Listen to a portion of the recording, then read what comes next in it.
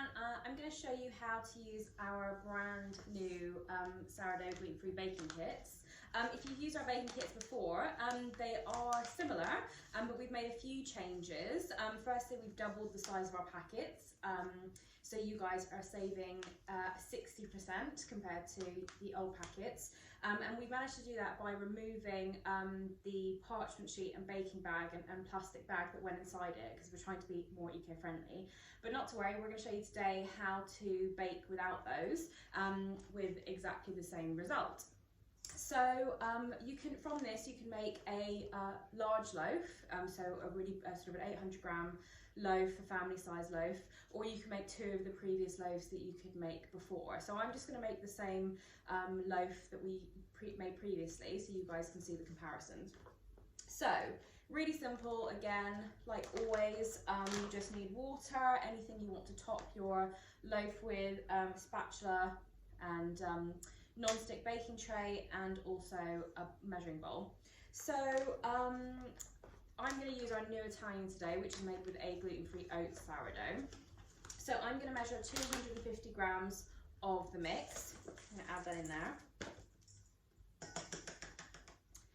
And then I need 225 grams of warm water. Right, the water needs to be warm because that's what's going to help activate the sort of hibernating sourdough that's inside the mix. If you add anything that's too cold, it's going to take longer for the sourdough to activate, so you're not going to get as nice a rise. If you use water that's too hot, that can kill the sourdough. So temperature should be, so when you put your finger in the water, it should feel similar temperature to your finger, maybe slightly warmer. Anything above 45 degrees is what will kill the sourdough. So we're going to add our 225 grams of water. And then with mixing, you can either use an electric mixer or a spatula. I'm just going to show you with the spatula today. I like to use this kind of spatula. I find it easier for mixing. So first step, as the previous mix was, we're basically just combining the water and the flour together. So we're letting the water absorb, just a nice easy mix there. You'll see that the dough is very different to kind of normal dough. It's very sticky. Obviously it has none of that sort of elastic gluten in there, so it won't be the same. It's kind of like quite a thick porridge texture. So that's kind of what it looks like there. So once the water and the flour is combined, we're going to leave that to sit for 5 minutes, and that allows all the water to be absorbed into the flour, allows our sourdough to start activating. So what I have here is my non-stick baking tray. Non-stick is really important. If you don't have a non-stick baking tray, you can just use a bit of parchment paper on it. So there. So once that's sat for 5 minutes, we're going to now do a vigorous mix. So this is where some people prefer to use an electric mixer because you can get a bit more sort of air into it more easily, but mixing by hand is perfectly fine. So we're going to give it a good vigorous mix now. So we're going to do this for sort of 30 seconds to a minute. It won't really change the dough a huge amount. It might come together a little bit more. So the idea, yeah, is this stage is to get some air into the dough because it'll give us a nicer rise. So if you have an issue where your bread hasn't risen enough, it's probably because you haven't mixed it vigorously enough, or it could be that you haven't used warm enough water. And then the final reason, it could be your oven temperature. Obviously, domestic ovens do vary quite a bit. So if your oven is not warm enough, you're not going to get that nice spring with the bread.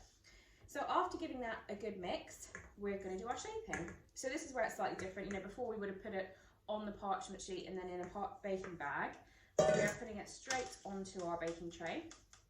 And because the dough is very sticky, it will stick to your spatula.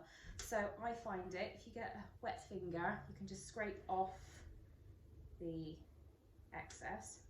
And then the key with shaping this dough is keeping your spatula wet. So I find just a cup of water, keeping it wet. So the smoother you can shape the dough, the nicer your crust will be. So we want to spend a bit of time shaping nicely our bread. So I'm just kind of curving up the edges, keeping keeping my spatula nice and wet so it doesn't stick. I'm not losing any of my dough onto the spatula. So we get a nice little shape on this. So there we go. So the next thing we want to do is we're going to score our loaf. I'm just again using the spatula, make a score down the middle, give it a nice place to break. And then if you want whatever topping you want, you can use a topping on it. I've just got some gluten-free oats here because of I know Italian bread is made with gluten-free oat sourdough. So I'm just going to sprinkle some oats. And then we're going to leave it to prove for half an hour. So now I've left my loaf to prove for half an hour. I'm going to take some water, and either if you have a sort of spray bottle or you can sprinkle by hand, we want to make sure that we've got a nice bit of water on the top of the loaf. And that's also going to help create steam in our oven. So we're going to get a nicer crust and a nicer rise on that. This stops the crust drying out before it's had a chance to grow. So that's the first stage. The next difference is in our ovens, which we're going to preheat to 210 degrees with the fan on, we are going to put a tray of water at the bottom of our oven. And what that'll do is that'll help create steam in your oven as well, because most domestic ovens don't have the capability of producing steam. So that's basically recreating what used to happen within that parchment bag. So you should get the same result. My oven's preheated to 210 degrees, so I'm going to put that bread in now.